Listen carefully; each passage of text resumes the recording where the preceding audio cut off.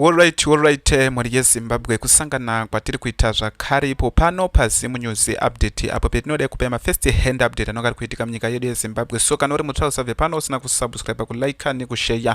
So ndine ma updates akati wandei ndiri kuya ndakati batanidzei pano pasame video apo petiri kuona vamunangagwa vakangomirira shoko rimwe chete rekuti VP Chiwenga vangoti pamberi nevision 2030. Sezvo tiri kuona kuti since kubva kudhara VP Chiwenga vasati wakambotaura nevision nenhau yevision 2030 vanokoramba vakanyarara. So vari kuda kunyatsa kuona kuti VP Chiwenga vamire papi, sezvo zvetiri kuona kuti VP Chiwenga ndo vari kutsika mabreak kusanganisira naAndlem Sanyatwe naJoji Charamba nevamwe vanhu vakasiyana-siyana havasi kusimbisa nhaurwa ya2030 iyoyo, kusanganisira kune vanhu vari kusimbisa 2030 sort of like ana Owen Mudangube, ana Daniel Garwe nevamwe vanhu vakasiyana-siyana, kusanganisira ana Kudata Gwere, bozi Kudata Gwere toziva kuti chari kusimbisira 2030 chi, Chivhaya toziva kuti chari kusimbisira 2030 chi, then Scott Sakupkanya totoziva kuti chari kusimbisira 2030 chi. But kune vamwe vasisina basa nezvakawanda vari kungoti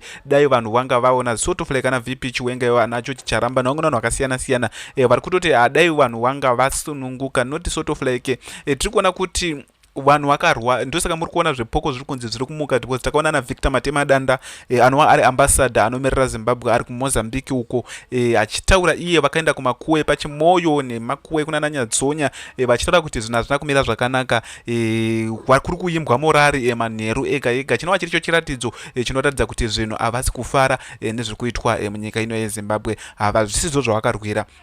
So tiri kuona panapa tichipinda mudzimwe nhau muri yeZimbabwe, tiri kuona panapa rutendo matinyarare lashes out at munangagwa over broken promises. Tiri kuona panapa rutendo matinyarare it's wakadongotera chokwadi chete mubato reZANU-PF zvadhakwa, because ndiactivist yebato reZANU-PF but now zvatomudhakwira. wakangotera chokwadi chete chiri paground zvinenge zvadhakwa. Tiri kuona panapa akanyora rutendo matinyararire anova reactivist rebato reZANU-PF in a hard hitting statement on Tuesday. Stanji ZANU-PF sympathized Rutendo Benson Matinyarare criticized President Emerson Mnangagwa record for infrastructure, highlighting what he described as a regime of insincerity in addressing the country climbing roads. Tiri kuona panapa climbing roads, tiri kuona panapa muri yeZimbabwe ndo zviri kuitika pano. Zvinhu hazvina kumira zvakanaka, and for sure zvinhu hazvina kumira zvakanaka, because makadoona maroads acho mamwe acho anonga ari ma1. How would you rate the president on roads? Tiri kuona panapa how would you rate the president on roads? Matinyarare asked, sparking debate among social media users and political commentators. Yesterday I was threatened for having insulted the president by saying that his performance in office has been a mantle for us to grant his term extension. Tiri kuona panapa, but how would you rate the president if under Robert Mugabe in his first 20 years in office he built 9,000 kilometers of new paved roads from the 10,000 kilometers left by Ian Smith. Tiri kuona panapa Mugabe chekutara chokwadi munangagwarinana bana Mugabe, because Mugabe chakaita chechezvo hapana chakamboita, because makore acho akarulaka nechakaita chechezvo hapana kana chakatomboita. So tiri kuona currently President Emerson Mnangagwa is in the last 9 years paved until rebuilt 80% of existing 554 kilometers of the Harare Beit Bridge road, and it is still not finished. He has also been refurbishing and extending 45 kilometers of the Mazowe road. Makilometers tiri kutaura twakadhakwa muri yeZimbabwe, makilometers tiri kutaura twakadhakwa, deba kutaura nhau dzema1000 kilometers, 45 kilometers road dzinoda kugadzirwa. Ndosaka muri kuona dzimwe road dzakaparara, because tiri kuona kuti macompanies acho ari kupiwa matenders asi kunyatsa kushanda chaizvo. Tiri kuona nhau dzacho dzinenge dzakati rebei muri yeZimbabwe. Taticha kuti tipinde mune dzimwe nhau tichikuzivisei kuti chii chiri kunyatsa kumboitika uye zviri kunyatsa kumbofamba sei. Rekezei tiende kune dzimwe nhau tichikuzivisei kuti chii chiri kunyatsa kumboitika panapa regedzai tiende kune dzimwe nhau timbopinde mbepana urekozwa zvinhu zvacho zvoita kakunonoka regedzai tidai so regedzai timbopinde munhau yatendai biti tiri kuona panapa 30 days gone 52 days left 52 mazuva 52 ndo asara because amendment bill iri rakanzi riri kurohwa 90 days richidiscusswa richizeyiwa nemiono yavo vanenge vachiona vachikanda macomments through email yeparliament. So tiri kuona panapa pari kunzi time is moving for us the constitutional defense forum yatendai biti yeah. We have been organizing ourselves and we continue to the most important priority right now is to reach every Zimbabwean so they understand that what is at stake. Our volunteers on the ground are doing grassroots engagements under difficult conditions.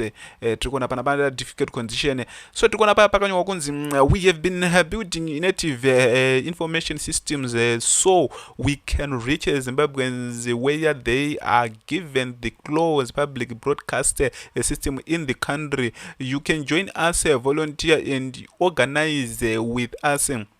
There is no door for everyone who believes that the constitution should not be termed with for personal pleasures. Just walk in and contribute. My hope is that those who choose to stand on the sidelines are doing so with a full understanding of the trikona panapa muri yeZimbabwe ndozvikwedzota panapa kuti zvinhu hazvisina kumira zvakanaka madays ari kutorwa pasi rakangoya yeru kana rapasiswa chete zvinenge zvadhakwa muri yeZimbabwe kutaura chokwadi zvinenge zvadhakwa panenge pasisina plan regedzai tiende kukozwa mumbonzodza zvitowana wamahiya ndo wanova wari mukuru wemawar veteran munzwe zvavanga vachitaura panapa so regedzai. The objective of the party ZANU-PF from its formation in 1963 was to have total political independence, sovereignty, to determine our own destiny as a nation, not as political parties, the ruling and the opposition. It was about ZANU-PF as a revolutionary party. It then embarked on a revolution based on principles, and they are the same principles that we are following today to ensure that we determine our own destiny, not any other person's destiny. So resolution number 3 is online, is what ZANU-PF should be doing. In actual fact, as war veterans, we had complained why it had taken too long to understand the people when they resolved in Bulawayo at a conference, and the people had spoken on the principle of minority being subordinate to majority. ZANU-PF in this country is the majority, even in parliament, so we hold the power. Understand this other fact, that the constitution that we have was a compromise, and we agreed on our own as a political party that we shall then continue to repeal until the constitution is in line with the principles of the revolution. So Comrade President E.D. Mnangagwa has been chosen by the people. The people have spoken about his outstanding leadership to continue.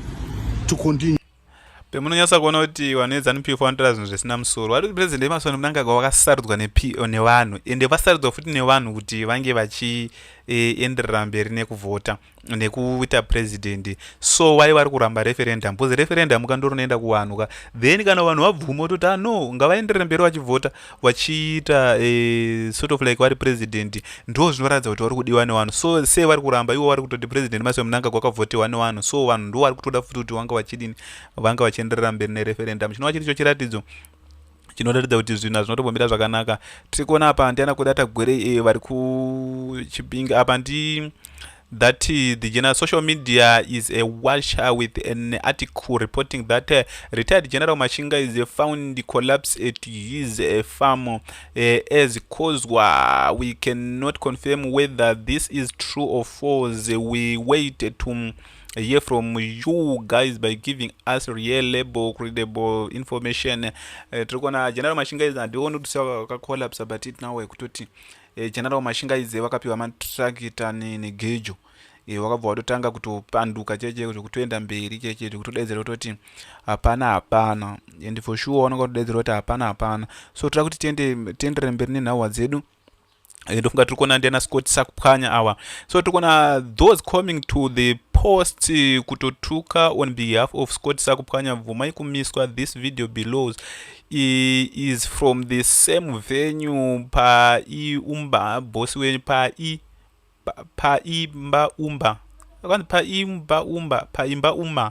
paimba uma bosi wenyu povho yakaramba matakanyanya miswa imi. Tiri kuona panapa mhuri yeZimbabwe ndo zviri kuitika panapa. Vanhu aya ndoko kwazonzi kune mukadzi achazowakirwa imba wati mbuya achazowakirwa imba. Ndofunga tiri kuona panapa those coming to the post kuzotuka on behalf of Scott sakupwanya bvumai kumiswa. This video below tiri kuona panapa ndo zviri kuitika, ndo zvatamboisa pamasura zvakategwa zvinoreva because apa pari kunyorwa Cosmas ari kutoti vasingadiwe nepovho wari kuorerwa vanhu constitutional amendment bill number 3 nekuti vari kumanikidza vanhu kuti vade zvavanoda ivo. Tikuona besides hakuna munhu anokusha mari yakawanda zuva nezuva, imari yaED to buy influential people so that they don't influence their followers against. Tikuona panapa ndo zviri kutaurwa panapa kutoti ndo zvitoripo patone confusion ka vazhinji vacho tichavanyarira zvokuti mweya yavo ichafa vachifamba idolatry worship yacho zviri kuitwa zvekurevesa rakacheka nyika.